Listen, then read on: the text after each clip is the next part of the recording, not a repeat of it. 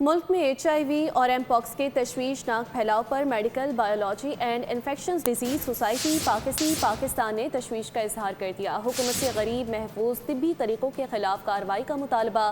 ماہر متعدی امراض ڈاکٹر فاطمہ میر نے کہا کہ ملک میں متعدی بیماریوں میں اضافہ انتہائی تشویشناک ہے۔ ڈاکٹر نسیم صلاح الدین نے کہا کہ پاکستان میں HIV، ایم پاکس اور ٹائیفائڈ کے پھیلاؤ کی بڑی وجہ انفیکشن کنٹرول کی شدید کمی ہے۔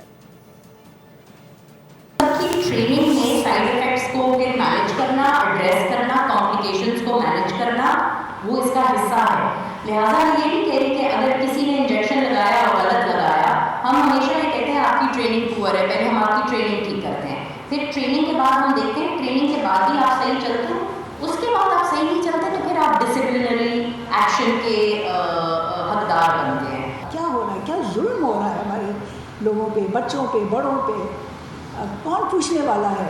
تو یہ فورم کا مقصد یہ ہے کہ نہ صرف یہاں بیٹھ کے شور ڈالیں، لیکن اس کو ہر حال سے روکنا ہے، آگاہی پھیلانی ہے، جگہ جگہ لوگوں کو، عوام کو بتانا ہے۔ ٹھیک ہے، بہت ہمارے ان پڑھ ہیں، الٹریٹ شہروں میں، گاؤں میں جہاں پر ہیں، ان کو وہاں تک جا کے بتانا ہے کہ injection is not the answer for every illness.